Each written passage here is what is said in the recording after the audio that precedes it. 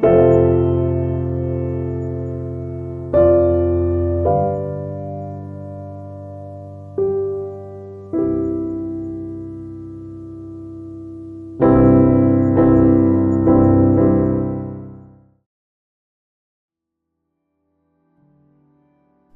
everyone, and welcome to My Coast. I hope that you're all doing well, and that no matter what you're going through, you can still see light at the end of the tunnel. Let's take a moment to reflect on ourselves. Intention 8, faith. Is there any room or tolerance for faith in God in your life? Just trusting in God, and therefore in what we can't see directly for ourselves, hold any significance or relief? Or does it just not make any sense?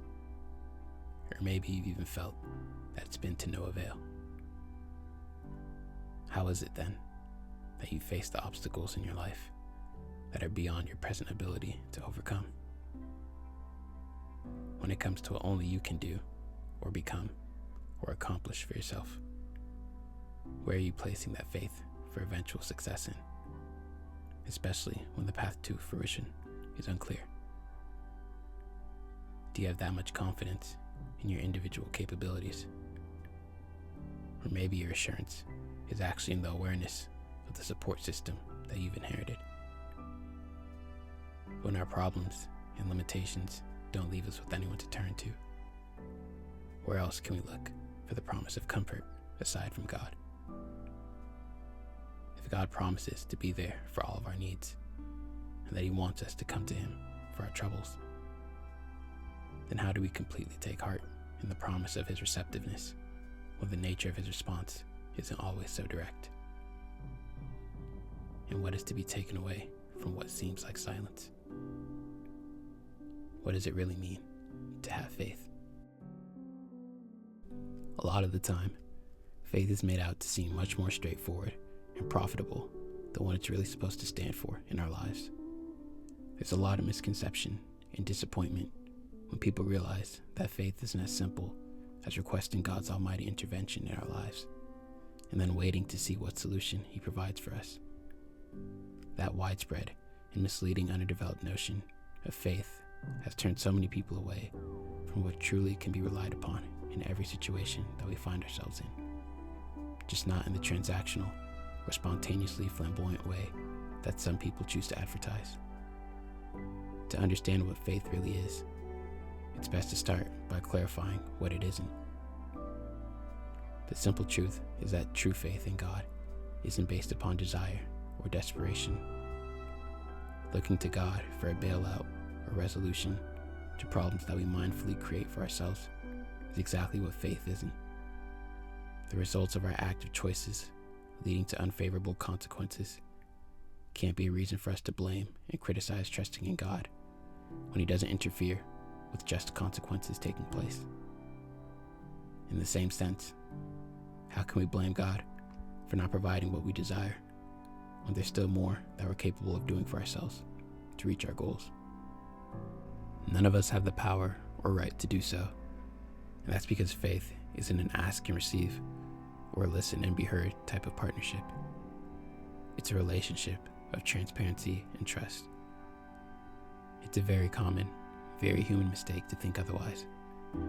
But if what we really desire is to find a relationship with God and the peace that He promises, and not just a means to a personally desired outcome, then this can very much be the starting point of that journey from which we can advance from. Part of how we progress that relationship is in expanding our awareness of how transparency exists between us and God. Whenever we come into His presence and make known our requests or dilemmas or grievances, we should always bear in mind that God can read our hearts beyond our words, meaning that He knows whether we're truly seeking out His divine guidance or just a display of heavenly power on our behalf. To be faithful is to be honest in all of our communication with God, no matter what we're feeling or the magnitude of those emotions, and to look for a response without selectivity towards what's emotionally favorable. In every matter that we seek God's hand in, we show the genuineness of our need by continuing to offer all that we can towards whatever physical, emotional, or spiritual cause that we're dealing with. And in the transparency of our best effort, God meets us where we can no longer advance on our own. The sincerity of knowing that we're doing all that we can is the cornerstone on which we base our trust in God's promise to be there for us. Within our humanity, trust can be hard to stabilize in the midst of our personal fears and doubts. And the same can be true about our relationship with the divine. If faith is anything, it's a journey. So when we're struggling to believe in what we can't see, it helps to look at what we can. Everything that we're capable of doing for ourselves and everything that we've had the privilege of inheriting was bestowed upon us with no say of our own. And it doesn't take much grounding and perspective to realize that there are vastly more harsh realities that exist all around us.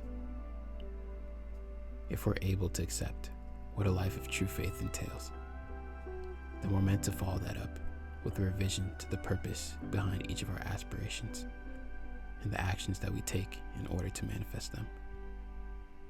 More specifically, in alignment with God's promise to meet us at the limits of our human abilities.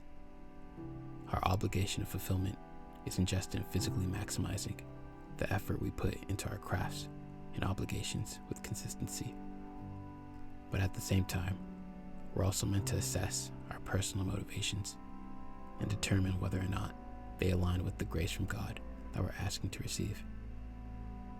If we're asking God for provisions and financial breakthrough, then the reason that lies in our hearts for our ambition and prayerful requests at its core can't just be to affirm our ego or afford desired luxuries, because God doesn't nurture corruption through avarice.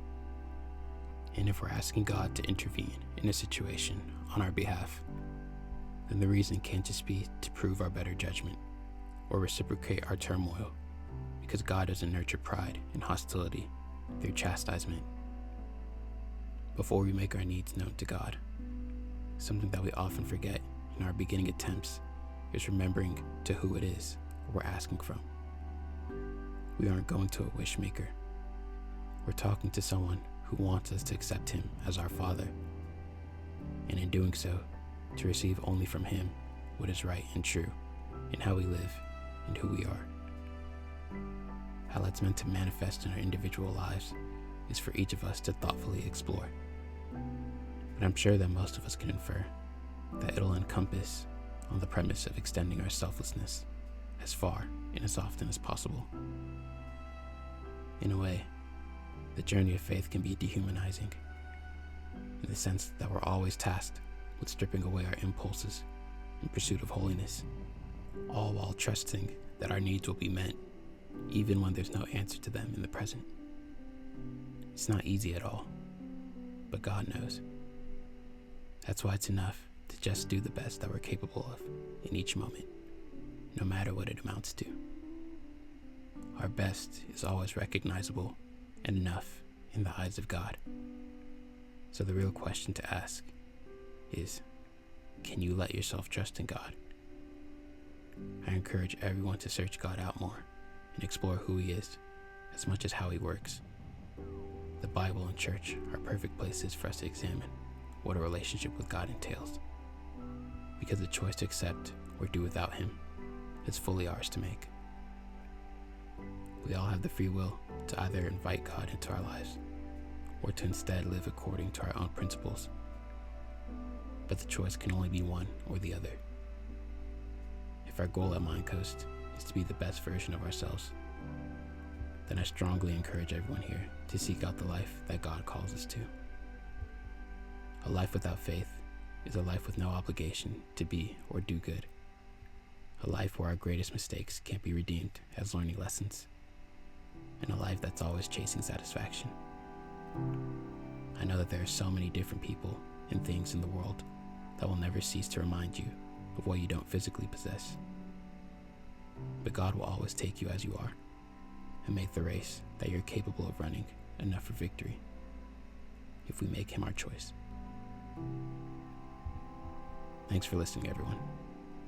Feel welcome to join our community, and I hope we meet again. Peace.